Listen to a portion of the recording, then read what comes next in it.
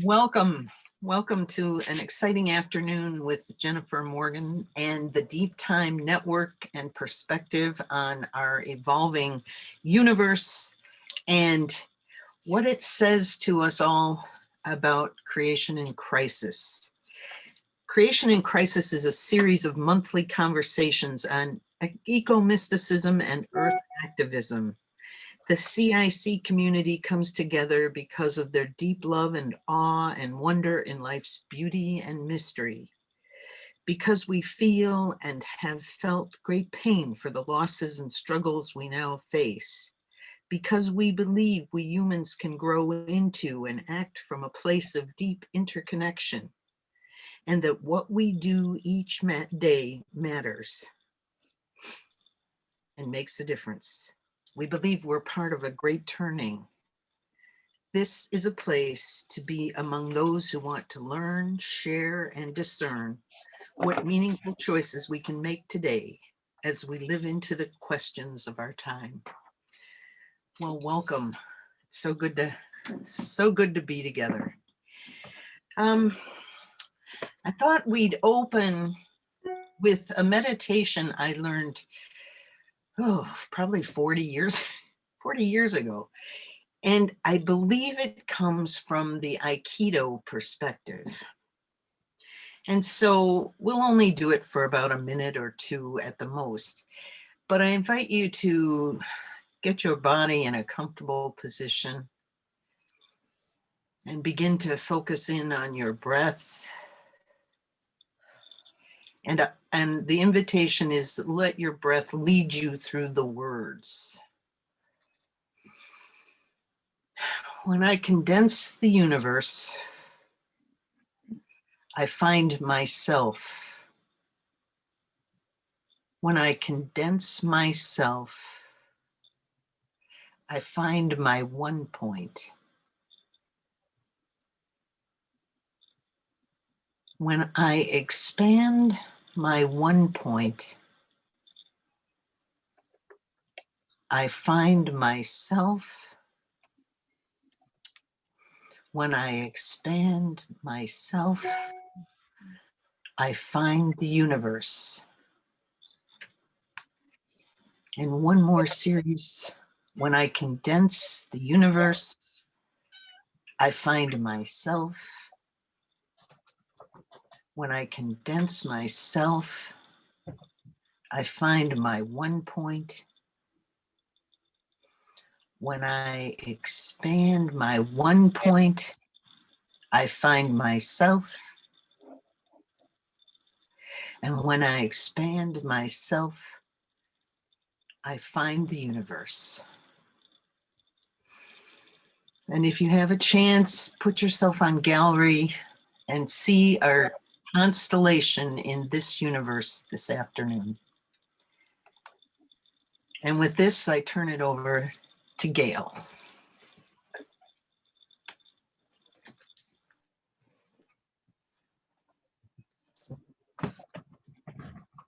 Well, it's lovely to see you all today and love to have you all with us. And we are very, very lucky to have as our guest today, Jennifer Morgan. And Jennifer Morgan is the heart and soul of the Deeptime Network and the center, talk about the centration that Penny just led us to, the center of a community that is trying to merge or is merging the information from science about how the universe evolves itself and with a way we become part of that. I must say that the processes that Penny and I have experienced just in the few weeks we've been taking a course at the Deeptime Network is a very mystical process, a way of connecting with the center, the still point that Penny was talking about in our own selves. So we're glad Jennifer started out as a Montessori teacher, and Montessori education advocates for the child to understand its place in the universe as a cosmic being. So we'll find out soon how that led her to where she is today. But she, out of that love of children and understanding of how we learn, She wrote 3 books, award-winning books, about how the universe evolves itself for 6 to 8, 9-year-olds, and they've won a lot of awards. And besides that, I hear a lot of adults talking about them. So they're very, very powerful books. They, as one distills information into its essence, then sometimes you get a children's book. So Jennifer also has become the co-founder or the founder of the Deeptime Network. And as you know, there's a lot of energy these days trying to understand our relationship to the universe and what it means to be a part of the universe, a player in the universe. And as we were talking earlier, the player seems to get smaller in relationship to the whole, but maybe still more powerful with consciousness. So hopefully she's going to share some of the reasons that she came to this work. It's, they have a community from around the world. Their courses start at different times so they can accommodate people in Southeast Asia, South America, and Russia, as well as America, the United States. So she has really made waves in the universe, and I'm very pleased to introduce you to her today. So welcome, Jennifer. Thank you, Gail. So one of our first questions is, for the Penny and I thought it was, we'd like to hear first, if you can just tell us what is deep time. What would you say that is? Yes, okay. First of all, I want to say hi, Carol. It's good to see you here, Carol. What is deep time? Well, I'm going to talk about, for just a little bit, 4 deep time principles that we use on our network. And they are context, matrix, interiority, and action. So context has to do with, what is your context? Is your context your family? Is it your community? Is it your country? Is it the planet? Is it the universe? And in a deep time perspective, we're looking at a time developmental understanding of the universe as our largest context. I'm talking in the physical world. That's what I'm talking about right now. And what can we see about that? What does that teach us? Like if we're looking at the universe itself as scripture, what do we learn from the universe as context? Well, we can see that it's transforming and has been transforming for 13.8 billion years. We walk around, the sidewalks here and in our communities, like this is how everything has always been. No, it hasn't. There was a time when the Earth didn't exist. There was a time when our solar system didn't exist. There was a time when the universe itself didn't exist. So what incredible thing are we part of? If we're really present to that mystery of our context, we would be blown away every single day. So context is a huge part of what we're calling a deep time perspective.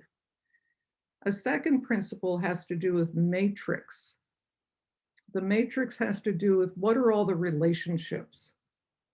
Science is showing us in both quantum theory and in biology and so many sciences that everything is connected and related. It's a stunning thought. We're part of a vast field of creativity, and each moment has so much possibility for what's coming. It's not all set. The creativity is this frothing creativity that we're part of. In biology, the whole idea that we're related to every single living thing. Every single living thing is a cousin. There's nothing that's not related. It's a stunning thought. And it really is what Thomas Berry calls a new story. You know, the old story was that humans were separate, that there was this hard line between humans and everything else. That's not the case.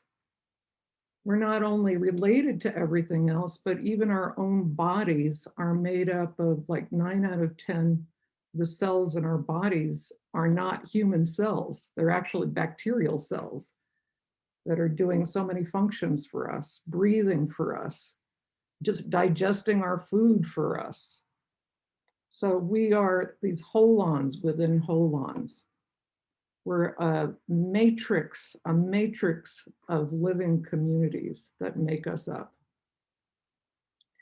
And then the third deep time principle has to do with interiority. And this has to do with the idea that everything is subject. The whole universe is subject. Rocks are subject. Rivers are subject. The earth is subject. Everything has creative power. So here again, what's the new story? You know, that term that Thomas Berry came up with, that everybody is, so many of us are using now. You know, when he published his landmark essay back in 1978, can't believe it was that long ago. We're still learning from it. That the whole universe has interiority.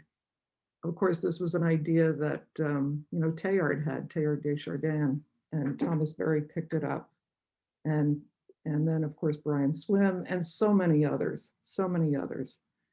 So what does it mean that we as humans are part of this field of subjectivity? So when we really look at that, it's, you know, you were talking, was it you, Penny, or you, Gail, talking about, you know, when you study the universe, it's very hopeful. It's very hopeful because even in the midst of so much crisis, we realize the future is not only up to humans, it's up to us tuning into the bigger field of subjectivity, the bigger field of creativity. And then the fourth principle has to do with action. So what does action mean inside of deep time, inside of a deep time perspective? It means participation. It means participating. It means like making this conscious decision. I am going to participate in evolution. My life is contributing to the evolution of the cosmos. It's such a huge idea. And, you know, it's easy to just kind of say, oh, no, I'm not dealing with that. But if you really allow yourself to take in the idea, the adventure that each one of us and everything is part of, it's a stunning, it's a simultaneously comforting and mind-blowing and exciting idea all at the same time. So these are, I'm just telling these four principles in a very simple way. They're on the website. You know, you're welcome to go and look at them there.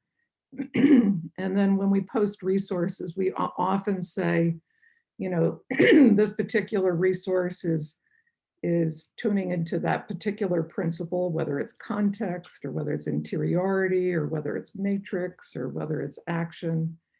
And we've structured the 12-week course that's underway right now around these four principles.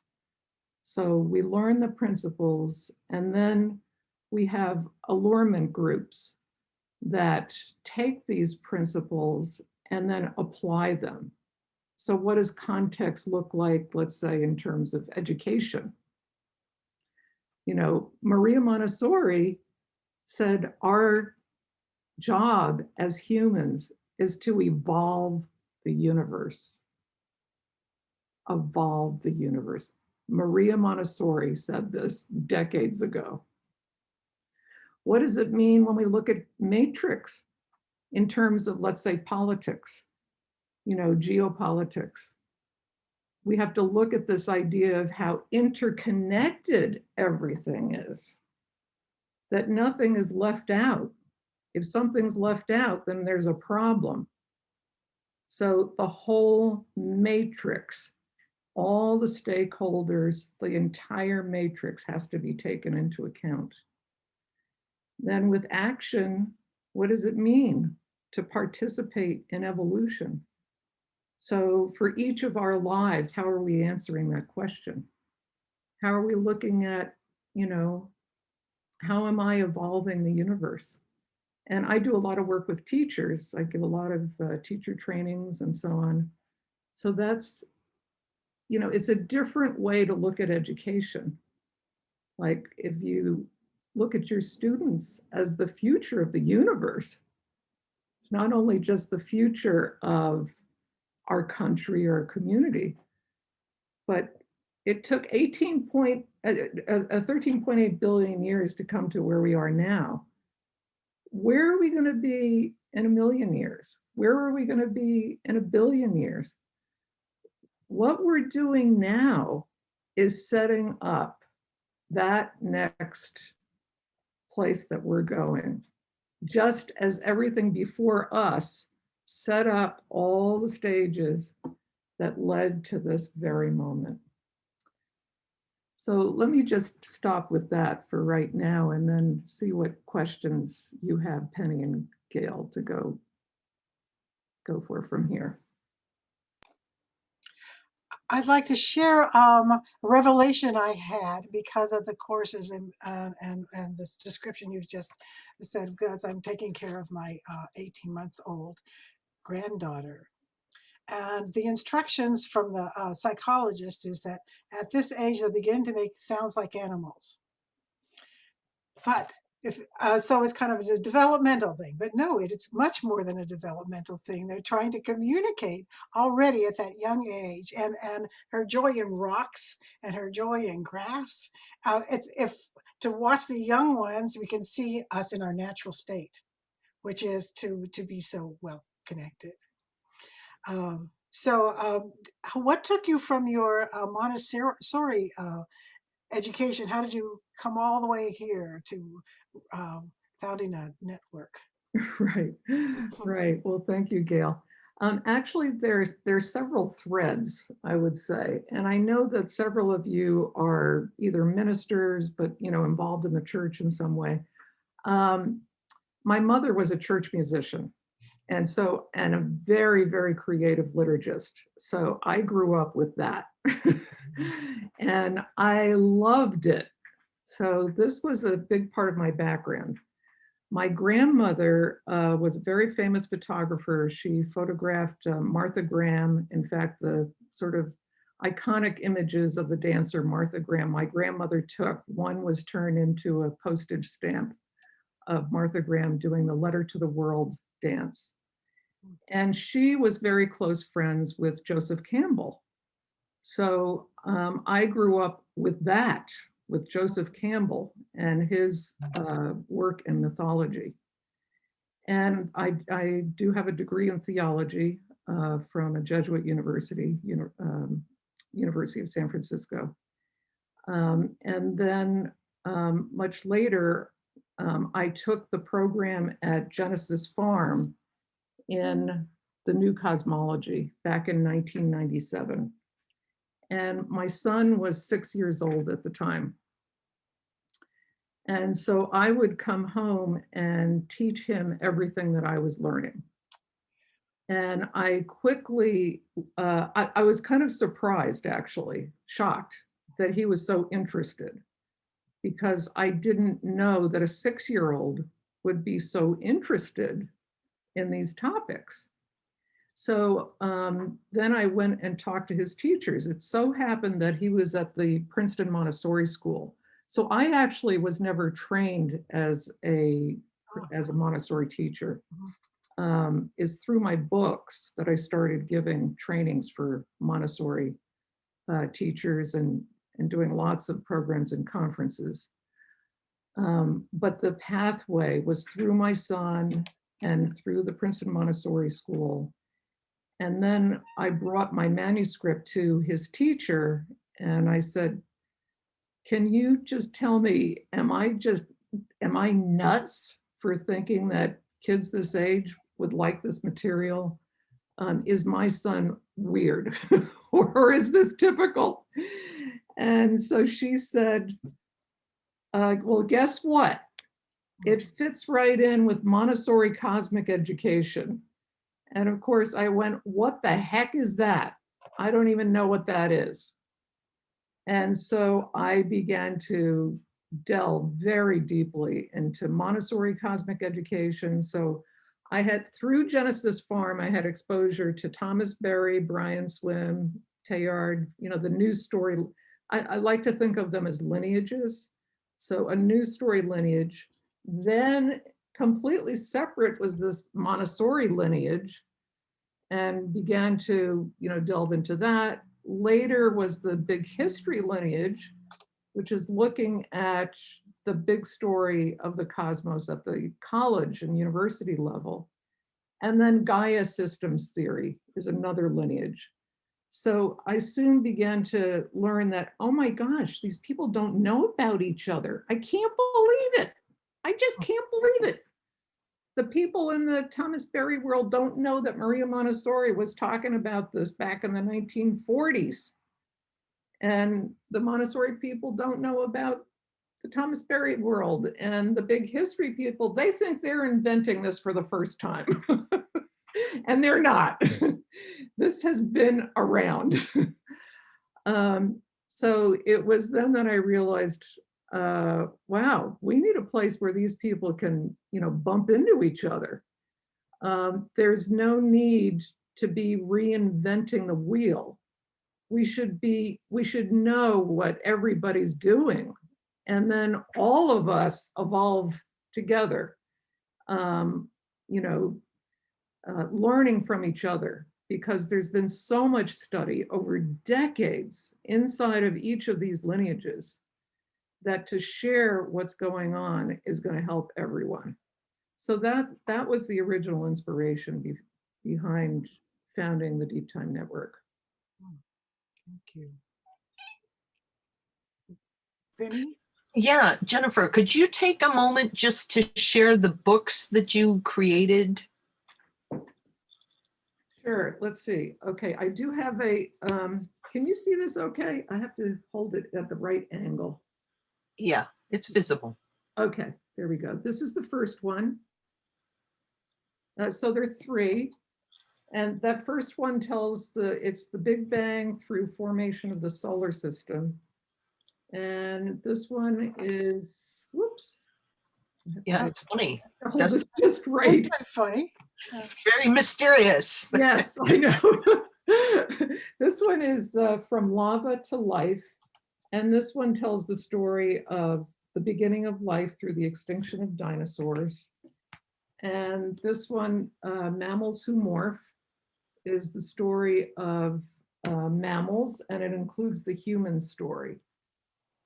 So I worked with, it took me 10 years to write these books, and I live in Princeton, New Jersey. And for each of the books, I took courses at the university and worked with scientists. I made a decision that I was going to get the most up-to-date science around each of these areas. And what an adventure that was. And one of the most exciting times in my life to work with these cosmologists in Peyton Hall. I took 2 classes in cosmology, and I would go in and sit there and watch the equations from one end of the board to the other, and understand a fraction of what was going on. But the gems that I got were what I took home, and what inspired me so much. Yeah. Jennifer, what age group are those written for? Well, they're written for elementary, but they're really used, not only for elementary, for middle school and for high school and in college. They're being used in college too. And they're being used by people to lead retreats because there's a story section where it's the universe that's talking and telling its own story, about how it was born and how it changed and turned into what it is now. And then there are references on the story pages to the back of the book where you can read the science concepts. So that's good for the older children and also for the parents and for anyone really, because it gives you the framework. I think so many of us were taught in fragments. We learned in fragments. We didn't learn in an integrated whole. And so my books were an attempt to give a big picture, with broad strokes. And then now that you have the big picture, then you can hang things on it. So you can go deeper into pieces of the story. But every time you're always relating to the bigger story, always relating to the bigger principles. I loved, someone was sharing that from the class that we're in, this idea of being in service to the whole. And it was like, oh, what a wonderful way to frame how we bring our spirituality. Yes. But somewhat related, Mary Jo Grogan has written, are you familiar with Nassim Haramine's work on unified fields? He's a No, but sounds like I should be. and he's got a video on YouTube called The Black, WHOLE. Good.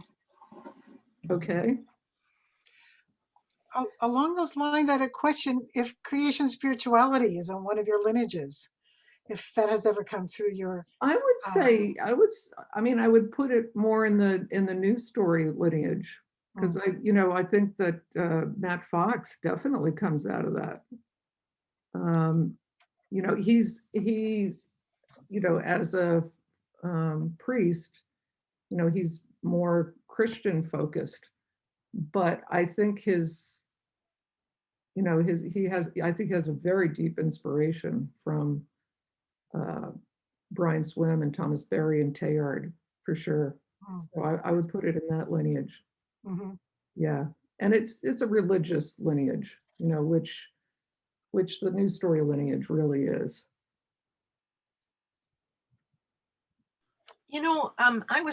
One of the requirements was the big history video, or one of the suggestions. And you mentioned that as one of the lineages, and I know nothing about that lineage. Can you give a little background to it and also recommend that video? Because I thought it was extremely well done.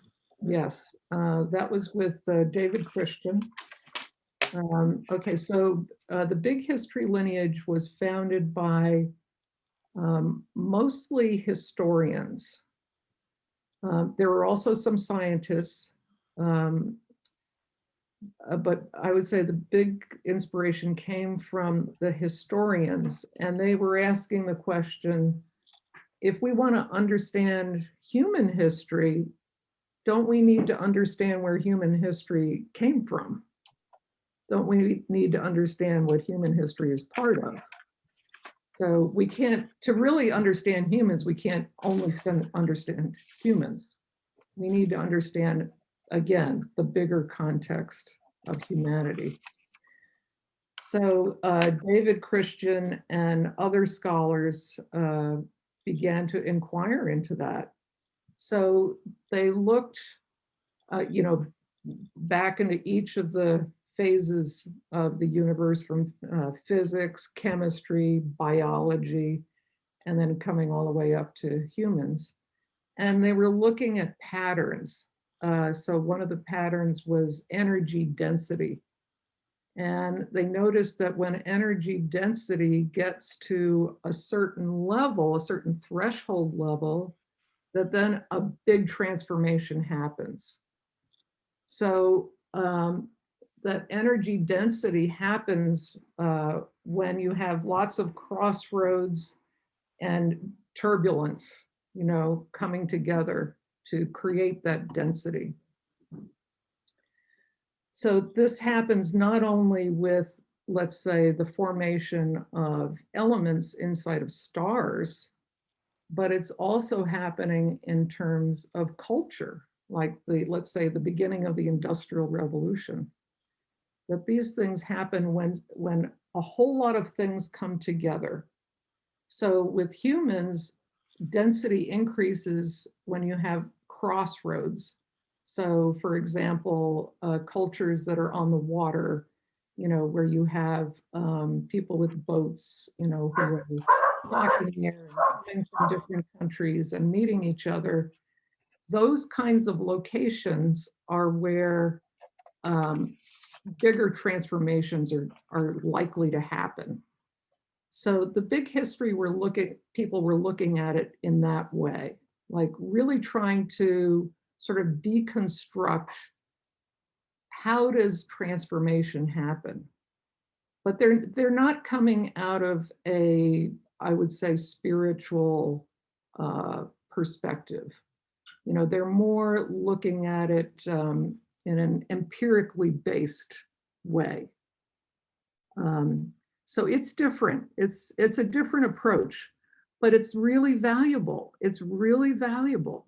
And that's why, you know, I think we need to really appreciate these different languages.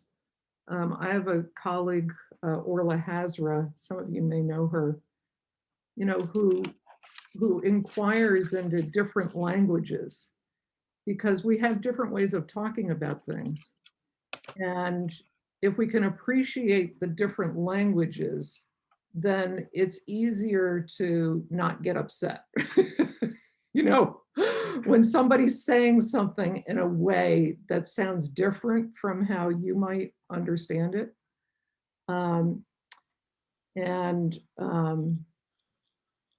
Let's see, I'm trying to remember the different languages. One is a homiletic language, a homiletic therapeutic, and is it academic?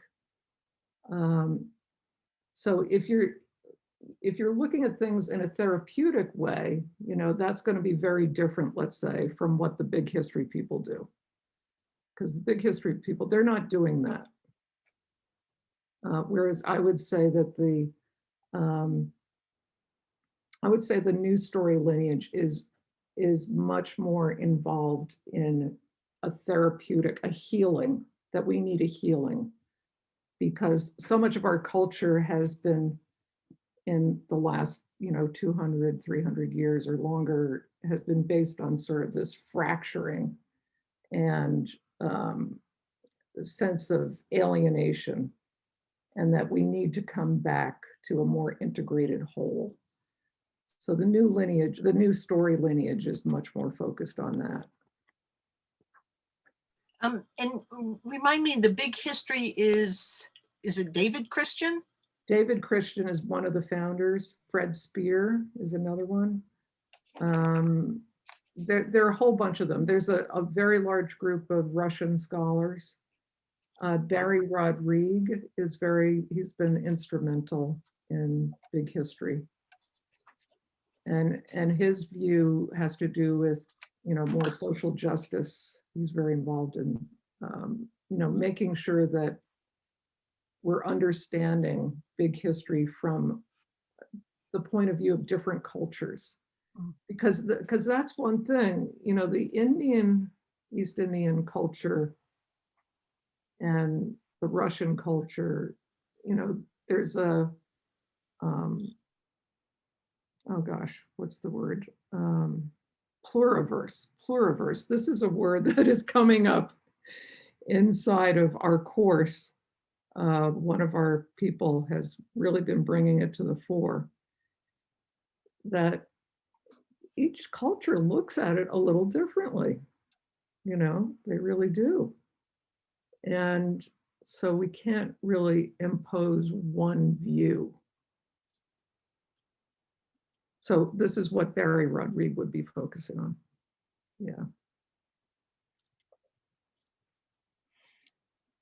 That aligns with the preoccupations and interests of creation spirituality, which is the also the justice and not seeing everything from the point of view of the dominant white Western Christian culture. There's another Christianity besides that one, but that particular form of Christianity, the monolithic power, connected itself to empires and wars and that all that. And so a lot of that work, our work, is to see things differently from all the different cultures and all the different layers within each culture. So Exactly. yeah. We had a question from Mary Jo, right? Mhm. Oh, to read Mary Jo's quote from Einstein that the imagination is more powerful than the intellect.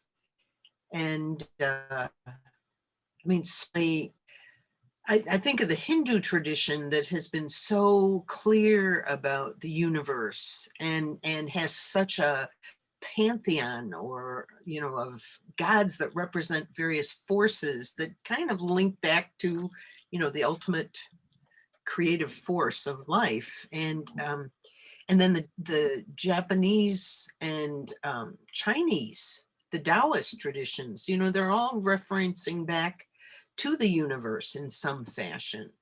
And does that get lifted out in any of the lineages in particular? In fact, Hindu in particular, actually. Yeah. Well, we want to bring, many more people in from these different cultures. And we actually do have a group from India who are, bringing in that perspective, though some of them are actually Christian, but they're still, embedded within that Indian philosophy. And I mean, the fundamental idea that in Hinduism that God poured himself, herself into the universe. The universe is actually part of God. That's a really big idea that we don't always have in the West. There's much more of a split. Mhm. And that sort of changes your view of everything.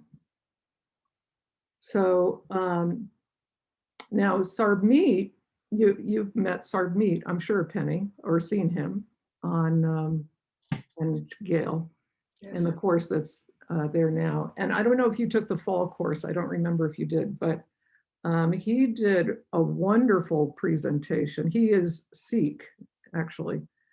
He did a wonderful presentation on this whole topic and related it to quantum theory. Mm-hmm. Sure. And just fantastic, absolutely fantastic. Mm-hmm. So in answer to your question, yes, we're doing it. We'd like to do it a lot more, a lot more. Connecting with that, I'm wondering about I think these come from Brian Swim, particularly about communion and interiority, centration and differentiation as the way the universe works. And what I'm impressed about with your work in the Deeptime Network is that you're bringing us ways to embody those movements, those forms of transformation, so that we might align ourselves with the universe as it evolves. So I wonder, I think a lot of people were interested in that who have come to this program today. I wonder if you could speak to that at all. What do you say to us who want to be part of it, want to support it, and don't know where to put their foot down? Right, right. Well, Joanna Macy was talking about breathing. When we talk about breathing, as if we're the center of the breath, we breathe out, we breathe in, but I'm the center of the breath. But what about if the earth is breathing us,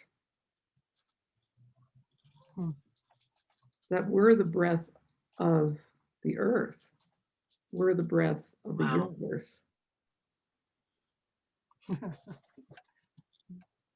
So it shifts your focus, right? It shifts your, oh, wow, it's not just about me. I'm part of a bigger breath. So how do we take that into life and a day-to-day practice? So we have several mentors in this current course. One is with Marianne Rowe, who's teaching Emergent Dialogue, which has to do with how, getting really tuned into that evolution is happening right now. Like, okay, let's look at it right here. Evolution is happening in this conversation. This right now. It's happening right now. So there is emergence that's happening in this instant. All of us have come together. We have our ideas, but then when we come together, we become something different. And then we take that out into the world. So it's tuning into how is the cosmic creativity happening right now? And how am I intentionally moving into that? Am I resisting it? Sometimes we might be resisting it. Like, I don't want to really be part of that. I mean, this happens to me all the time. Oh no, I don't want to be part of that. But then when I allow myself to remember I was talking about participation, to participate, then I enter into the power of emergence of the cosmos. So it's not just my power, it's the power of the universe itself. I'm a trained spiritual director. And if you look at, the idea that the little voice in each of us is like the voice of God that's guiding us. We might also look at it like, that the little voice within me is the way that the universe is propelling its story. Those phrases. That's one and the same. So often we've got it like, oh, my little voice, I want to do this, I want to do that. And somehow it's at odds. It's at odds with what's around us. The thing I want to do is somehow at odds with what I'm expected to do, what I'm supposed to do, and all of that. But how is that little voice? I mean, I think it's beautiful. The voice of God is also, it's the voice of the creative power of the cosmos itself. Yes. Right? Yes. And so if we're ignoring it, we're ignoring the universe. That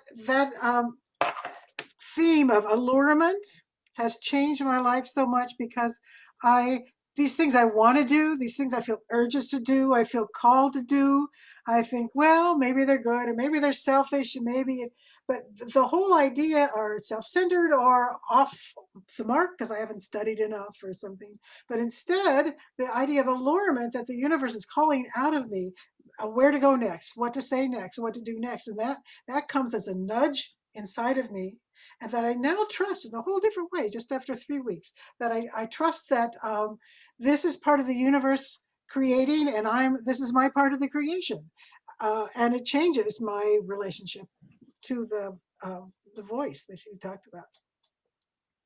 Oh, beautiful. Yeah. Yeah. What a name, allurement. Yes, exactly.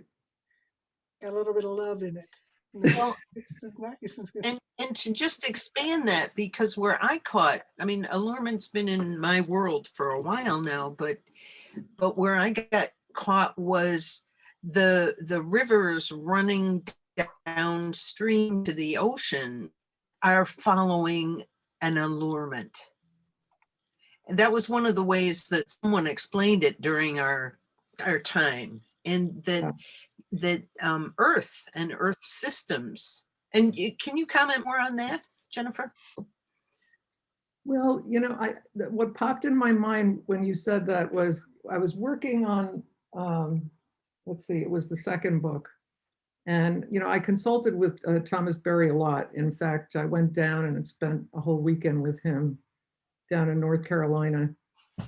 And I was telling him how, you know, I'm writing this part about when life moves onto the land.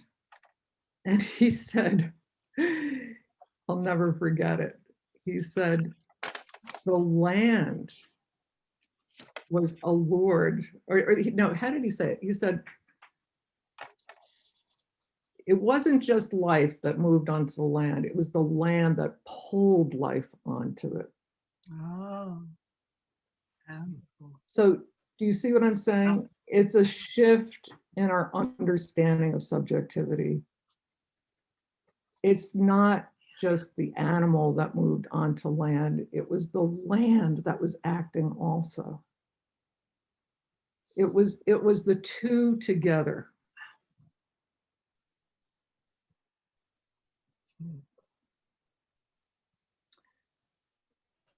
I don't To know. lead to theory, where, and maybe you could say something about Gaia theory as well.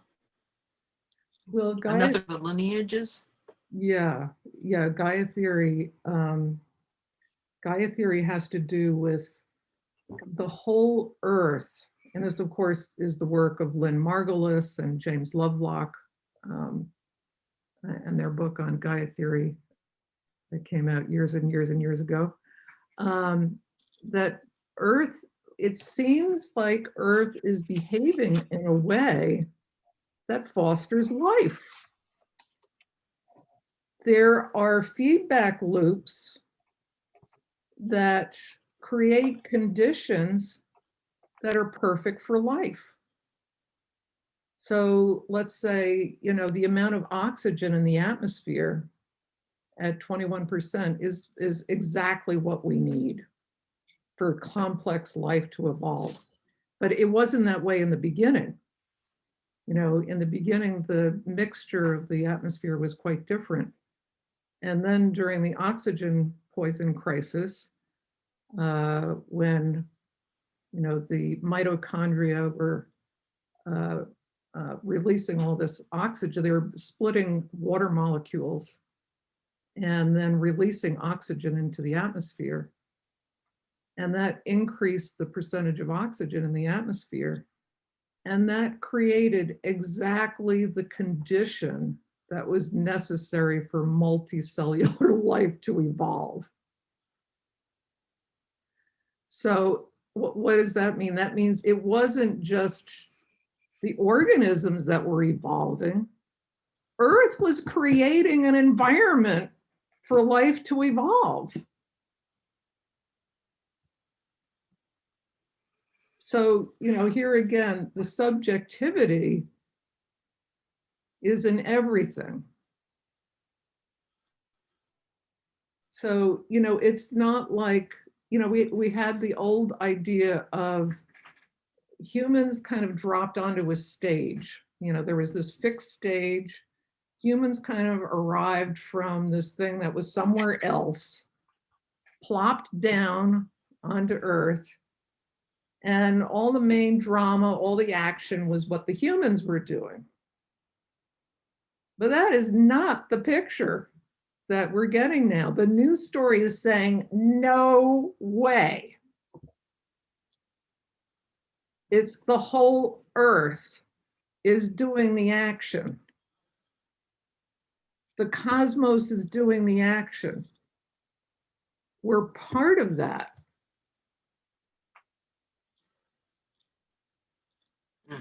I can see that. What's your name? Marijo? How do you say your name? Mary Jo. Mary Jo. What are you thinking, Mary Jo? Well, I'm just so excited. My heart's beating faster as I listen to you. Yeah, this is grace at work, that we no longer have to be in control of everything. That there's a bigger, life force here for us. And the mystics have pointed the way for centuries. I'm just getting back in touch with St. Brendan from Ireland, taking his skiffs across the North Atlantic.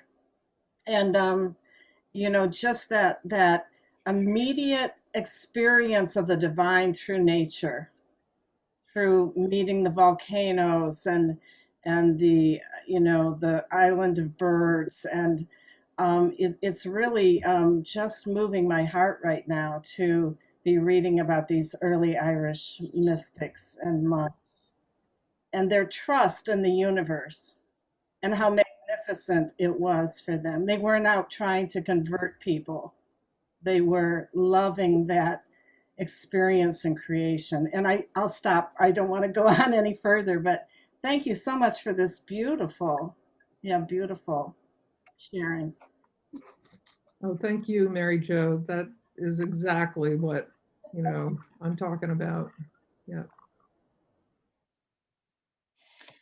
She does, Mary Jo asks a question about the church. And she's asking about, is this message getting into church communities today? And are there any leaders that you're aware of within those churches? Well, right in our course, we have a whole bunch of church leaders. And I mean, John Layden in the Philippines is doing amazing work. And we're talking with thousands of people. And I don't know if you have been able to watch that video. I'm happy to share it with you all if you want, from the last course, a presentation that he gave. He's in Manila at Malate Cathedral. And inside the church, they've created a walk through time that starts on the first level. It starts with a big bang and goes all the way up to the top through this spiral. And it even includes the history of the Philippines and the dark side. It includes the dark side of the history of the Philippines. But you see that the history of the Philippines comes out of the cosmic story. And then they're just taking scripture and they're doing it in just beautiful ways that draws in the cosmic themes. John has been deeply immersed in this work for decades. So he's doing that. And then there's Father Robert Athakal in India, who has an organization with 250,000 members and works with 2,500 schools. And so he's doing incredible work with very nature-based, Mary Jo, with seeing God in nature. And they have a center where people come out and work on a farm, and they have these very nature-based celebrations. In fact, on our website, the picture on the homepage of people sitting around a fire in India, many of them, religious. That was taken at Tarumitra, is the name of the organization in India. And then, speaking of Ireland, I mean, Sister Colette in Dublin, no, not Dublin, she's in Wicklow, I'm sorry, which is south of Dublin. She runs a program there, several programs in this new cosmology. And then there are also the two people from Northern Ireland who are also teaching the new cosmology at this retreat house in Larne, looks out over the Irish Sea towards Scotland. So yes, there are definitely a lot of people in the church who are, oh, wait, we've got Carol right here.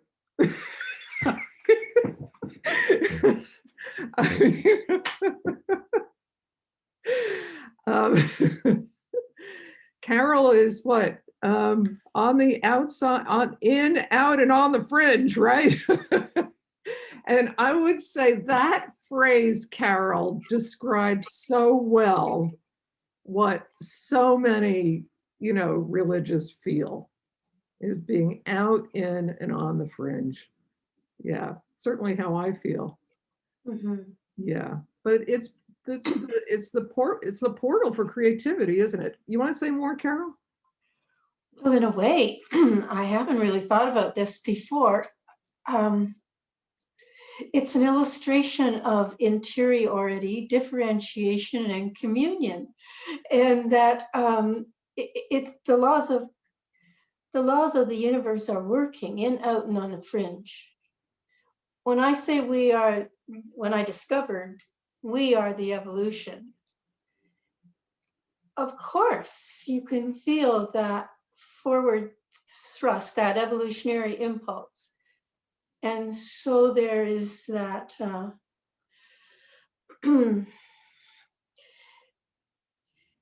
that unbreakable thread between out, in, and on the fringe of the future, the past, and the present. But when I first came to the phrase, it was a personal feeling. Yeah, but really expresses what so many people feel. Mm-hmm.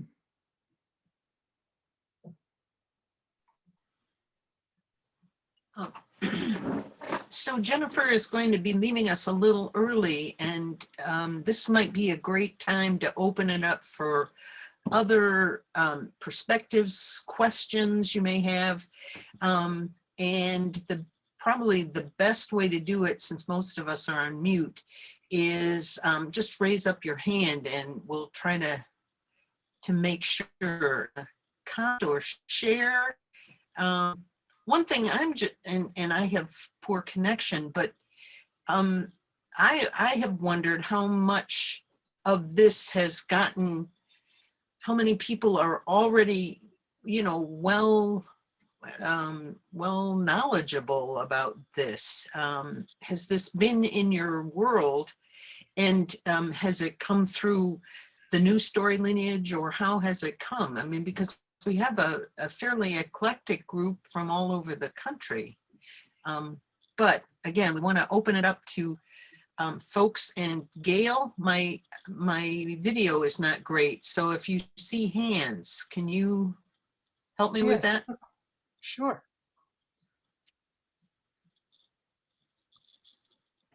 I think your Any question about comments or responses? your question about what lineage people find that they come from, and where that they feel they're being drawn to, would be interesting to hear.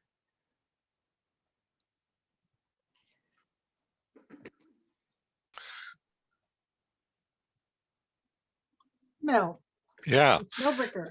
I just have a comment to the Mary Jo's question about churches that are doing this. I come out of the creation spirituality tradition and movement, and there are quite a few groups that are active and are worshiping communities. And we have a newsletter. I put a link to the newsletter in the chat room, because at the end of every newsletter for the month, there's a list of those communities in different places. And there's also there's an online worship group now too, with creation spirituality communities. That sounds great, Mel.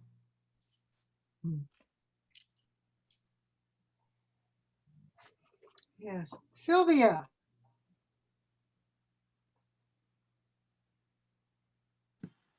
We need a new symbol. We have to think in terms of symbols. And I see the blue planet behind Penny, and I've got one too. And we need to see that all I'm gonna mute over you. everywhere. Sylvia Dis, frozen. We need to see the new symbol everywhere. The blue planet. We call it the We blue need marble. to, you know, you came Churches? in and out. Is it possible that we could have it in the churches? Like Wow. we now have the cross or the other symbols of spirituality? I mean, why is it that we don't You have mean up that? front. Yeah.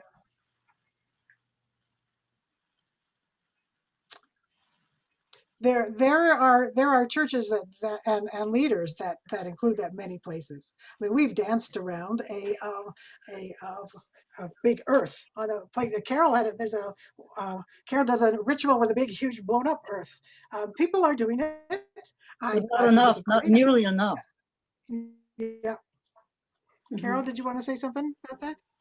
Well, the idea about can we have that flag in the church, Sylvia, that's just so incredibly important because this new story from whatever lineage you come to, when you bring it into the church, we're coming usually into a church where there are cultural flags flying. Whether that might be a flag of Ireland, of the Anglican Church, or the of a nation, of a province, whatever. And those are too small. Those flags are too small. And so just as Earth Day comes about, there is an Earth Day flag. And anyone who's related to a church, if you can raise up an Earth Day committee, there are all sorts of resources to bring that flag wherever you want to fly it, let alone to your house. So yay to flags, Sylvia. You know, Sylvia, I think you've just been allured into making that happen among many churches, as many as you can. Start with a newsletter. Start with Creation Spirituality newsletter. Just make it happen. It's in my church already. It is. Well, okay. Looks like I Crystal. see Crystal's hand up. Yeah. Crystal, Well, Crystal Parks. I Yes. want to thank Yeah, Crystal. Gail I want to thank Gail and Penny for bringing Jennifer here. I mean, I am so excited to hear about your work, Jennifer.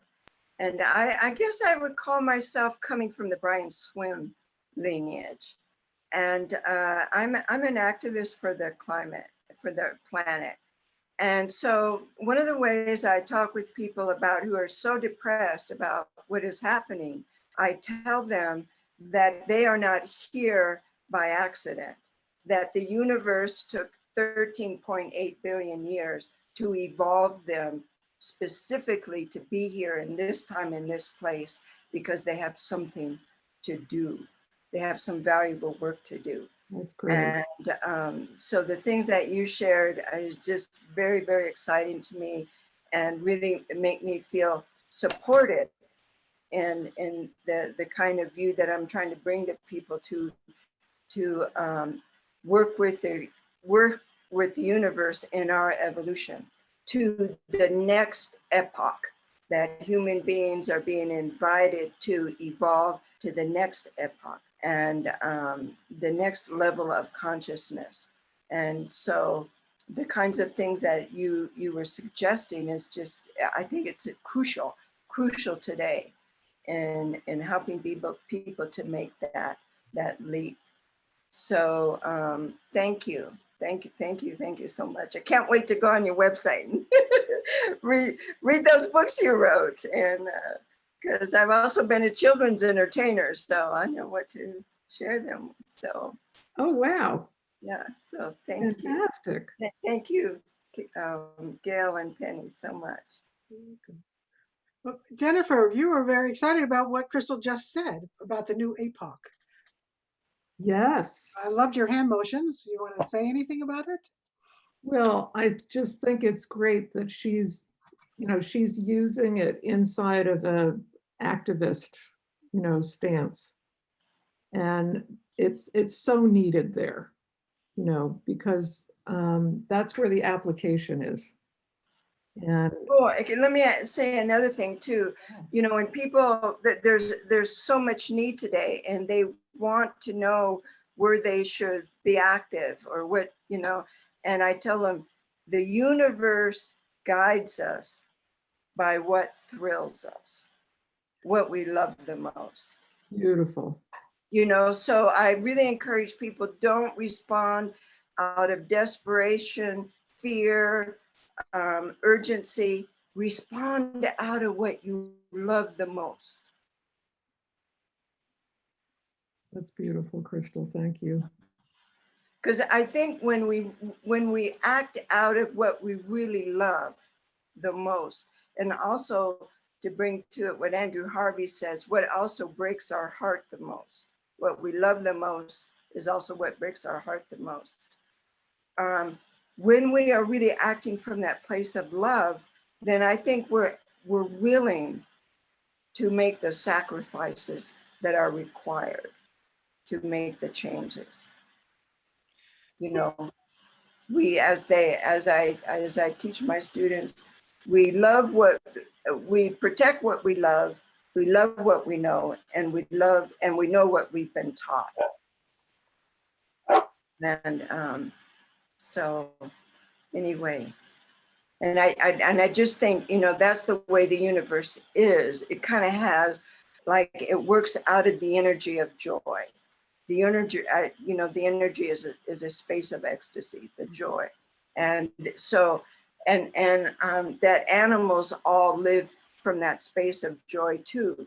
So that if we want to work in harmony with the non-human nations, the four-legged, the finned, the feathered, the creepy crawlers, and the rooted ones, we too have to be in that energy of joy, because that's where they live from. Beautiful. So you can see why I'm so excited with what you brought today. No, Crystal's quote of Andrew Harvey about live what breaks your heart, and also your point about the Philippines with their dark side, and in this whole theory, that a whole wholeness that you're presenting. What about the misery? How do we see the misery of Earth? How do we see the misery of people in migration camps and being genocide? And how does that fit into this whole? Well, you know, Teilhard talked about how the universe is unfinished. You know, this is an unfinished universe, and it's groping its way. And, you know, suffering, it doesn't mean that it always has to happen, for sure. But destruction is part of the story. Mm-hmm. It is part of the story. And we can, I mean, the wisdom of deep time is to look back to previous times of massive destruction and then see what happened, what kind of creativity came out of that. You know, so for example, the star that, you know, lived long before our solar system and that had to die, that star had to die in order for the elements for life to be created, because you needed a massive explosion to create the density, the pressure to create those elements for life and all the heavy elements, and then to explode those elements out into space so that then they could come together and form new sun systems, one of which was our solar system, that had the elements out of which life could come, which would have been, it wouldn't have happened. We wouldn't be here but for that destruction. Mm-hmm. And that's just one story of so many stories, from the extinction of the dinosaurs. If the dinosaurs didn't go extinct, mammals would not have effloresced and humans would not have evolved. We look at what's happening right now with COVID. unbelievable destruction. But there are things coming out of this that are setting the stage for a new phase in evolution. The interconnection that have been made inside of this crisis are phenomenal. The working together across nations to combat this together has brought about a more entwined matrix. It's back to the matrix idea. So we don't always know, we can't always see what's coming. You know, like if you were in the middle of that massive supernova, watching it explode, you know, you would never have said, oh, that means life is coming. You know, you would never would have said, oh, okay, that's the way to create the elements for life, and then life is going to come. You know, you just wouldn't have seen it. And likewise, we can't see necessarily what's coming for us now, but we have little glimmers. We do have little glimmers. I mean, look at that. We're online right now in this meeting, which probably wouldn't have happened, you know, but for COVID. And then, you know, the programs that we're offering and the programs that so many organizations are offering that are reaching across all nations, crossing boundaries. You know, in a second, you know, the noosphere that Teilhard talked about, the mind sphere, is being created and fostered inside of this pandemic. It's accelerating it in a way that probably would not have happened without it. Thank you. Yeah. That's Jennifer, that is so wonderful to hear. It reminds me, you talked about energy density at the crossroads. I mean, and wouldn't we say we are in a time now that has energy density for something new to emerge, just generally? Yes, absolutely. Absolutely. Well, I'm aware of our time. There was a request on the side that the video that you offered to share with us, and it could be done just an email to Gail and she'll send it out. Okay. Yeah, sure. Or do you want me to just put it in the chat box? Are you going to send out the comments from the chat box? Sure. That should be no, fine.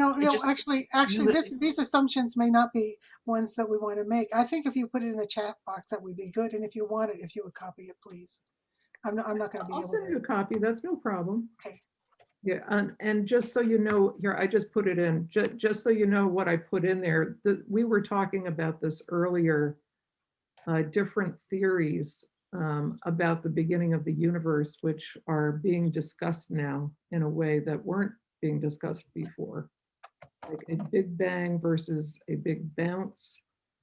So the question of what was there before the Big Bang, that this is a question that scientists are actually inquiring into now, which was a verboten question, you know, up until, I would say, the last 10 years. Like when I was writing my book, you just did not ask that question. You were laughed out of the room if you asked that question. But now they're actually really looking at it, and it's a very different environment right now. So anyway, the link that I put in here was for a program that we gave on Cosmology Basics. And there are 3 videos in that description that may be of interest or may not. They may be or may not. It's about the Atacama telescopes that have been and are being built down in Chile, and that are, you know, looking at, they're looking for, you know, disturbances in the waves that can tell us about how the universe began. It's exciting. exciting. We are so grateful to you. And I know you have something after this, and just thank you so much for being here. And perhaps by gesture or some other way, we can send Jennifer off. As we wrap up, we'll stay on, and we have a couple of other things to do. Okay. But thank you for being with us. Thank you so much. Thank you so much, everybody. It was such an honor to be with you today. Thank you. Thank you. Okay. Bye-bye. Bye. Bye-bye, Jennifer. Okay. Wow. Okay. Yeah. So I can't, all right. So you can send the chat notes to people. I'm sorry, I didn't think about that. So I can do that. If I think there's some way to do it, if somebody tells me how to do it, I will definitely click on that click. You just tell me where the click is. I will do it. So sending out the chat. It's a direct link, Gail. Okay. Her video goes to the network, the Yes. Deeptime Network. Yeah. But and so you wanted me to send out the chat, and I've seen once a place where no, it's already in chat. Okay. All right. It's in there. All right. Good. But I feel like people might still have a comment they would like to make. Are there any? Yeah.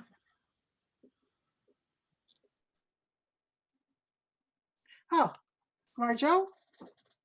Yes, I'd like to thank Carol for the reassurance that you offered me about the fact that we're part of the evolutionary stream, and we are on the edge. We're part of the prophetic stream.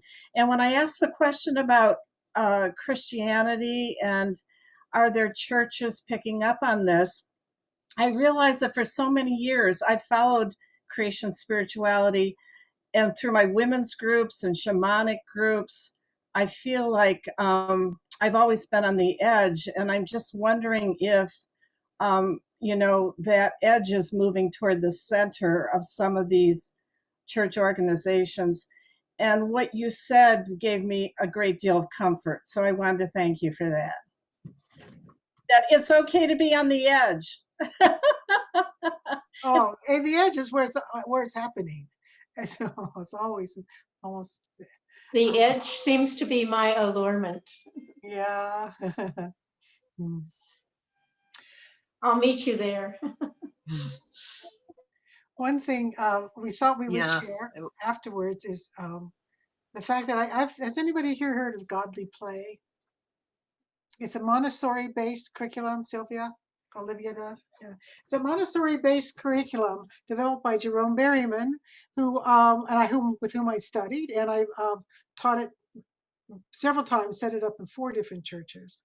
And Penny and I thought, well, I might tell you just a little bit about it, because what he does is in the Montessori way, that you have shelves around, and the children decide where they're allured to, where they would like to go, what they would like to study, and that's where they follow their inner directives in a straight Montessori classroom. And for this one, he has shelves all the way around a room, and he starts with the first story, the story of creation, and it goes all the way through all the stories in the old, what we call the Old Testament, been traditionally called the Old Testament, including what they call a piece of the desert that everybody has in their own classroom, which is a huge box of sand, where so many stories are told about what happened while the people were in the desert, and while they were searching, and then again in the diaspora, and when they were in chains. And then he has a chain that you put in there, and you have these little wooden figures, just like kids play with their other little story figures, and they move the stories about. He tells the story, or the teacher tells the story, and then in a way that's just right for children, because there's some psychology into that about what it's good for them to work with at their particular age. And then afterwards there's this, well, I wonder what it felt to be one of the children when Jesus said, "Let all the children come to me." Or you say, well, I wonder what it might be to be like one of these birds that's up in this tree here that was brought into the tree that it contained all the birds. Or I wonder what it was like to be one of the people who crossed over the River Jordan and found themselves into safety again, what it felt like. And would you like to take one of these little figures and show how you felt? So it's a lot of hands-on. And then afterwards, there's what we would call in creation spirituality, there's a artist meditation, basically. What you do is you ask questions to keep them in the right brain and at their spiritual core. It's not informational, like how many disciples were there? There were 12. Very good. It's not about that at all. It's about the following, right? And it's about the discerning. So therefore, the kids afterwards then go do their work. And their work is to get a tray, get some paper, and respond to the story. Or go get some materials from an Old Testament story, from the Christmas story, and from Easter story, and they start moving the stories together and finding connections they never found before. And it's all within this cosmos, the cosmos of the sacred story. And then, of course, for Christianity, that's the Christian story. So, it's, and if you haven't heard about it, I just found it very interesting that she was a Montessori teacher, and she was drawn to all this work in the cosmos, and that Jerome himself had created a subcosmos, which is, the Christian, really spiritual tradition. So I want to share that with you. No one's heard of it. No one had it in your classroom, your school, churches. No. It's fabulous. Parents can't wait to get their kids there. Other comments or aspects that threads we could pull in these last remaining minutes before we say goodbye for this month from today's talk? I found it extremely inspiring, and Jennifer's work in bringing these lineages to talk and to share and to create in community. Very exciting stuff. Very exciting. Yeah, Crystal? I wanna ask Gail if what you were just sharing was really fantastic, Gail. Has that been written up? Oh, yes. Like a pamphlet that could go to, churches? There are 2 books at least about it. And I'll put it in the chat too, and I'll find how to send you the chat. But yes, it's called Godly Play, is the one by Jerome Berryman.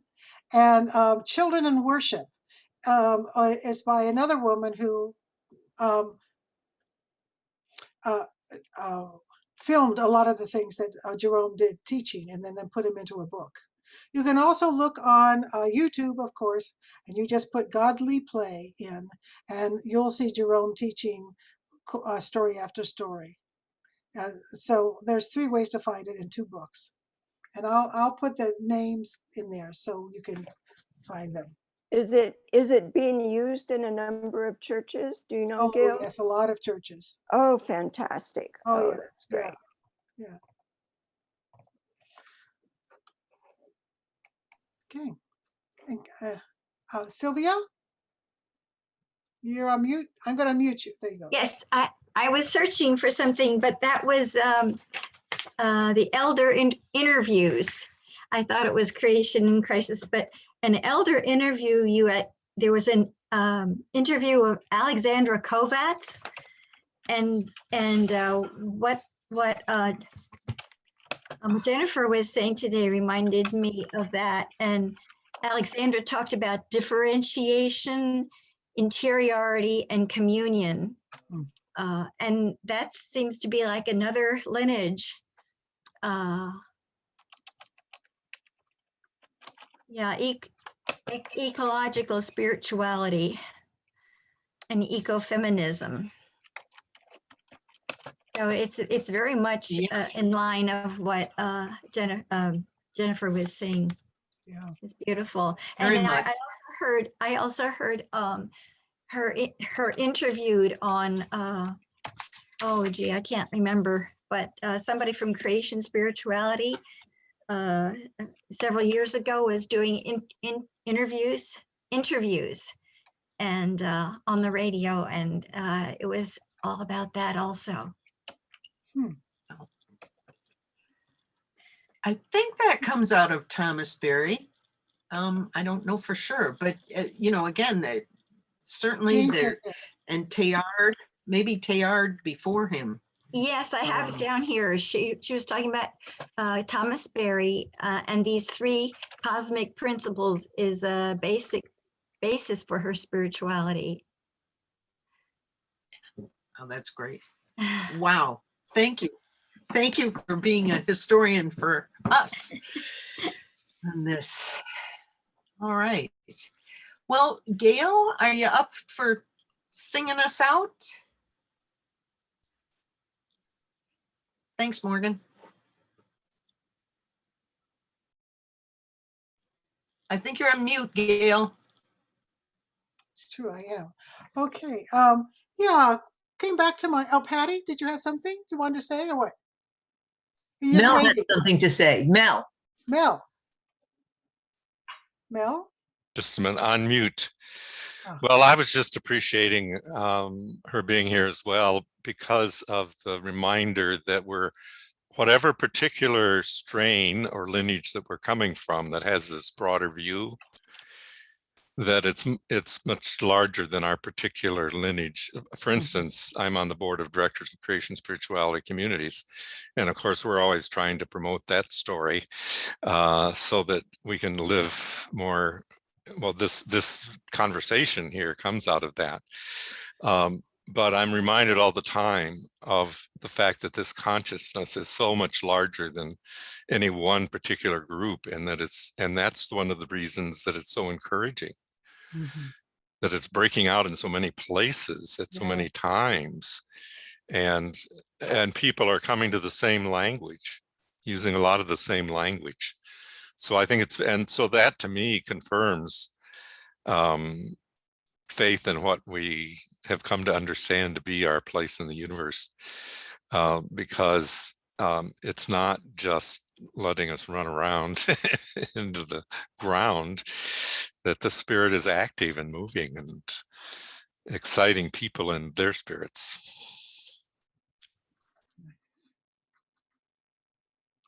So the chant that came to mind to end today was the one that we used it once before with Carol, and it's one that I wrote, and you are hope that you will sing it where you are, or use hand motions that I suggest, or hand motions that you would like to use. So it's Body Prayer Online. We are stardust. We are stardust. We are fire. We are fire. We are stardust. We are stardust. We are love. You might just put one hand up and reach for each other when we do We Are Love. Just go back and forth like that. Okay? Then there's a little tune in the middle of that, and I'll just sing it. We are stardust. We are fire. We are stardust. We are love. We are stardust. We are fire. We are stardust. We are love. Come take your place among atoms and planets, circling, spiraling into your soul. Come take your place among atoms and planets, circling, spiraling, part of the whole. We are stardust. We are fire. We are stardust. We are love. We are love. We are love. We are love.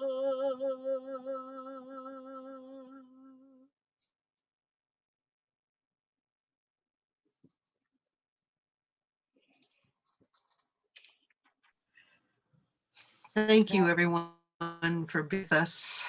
Thank you so much. And we'll see you next month. Very Thank you good. all. Thank See you. you. Bye. Thank you. May everyone thrive.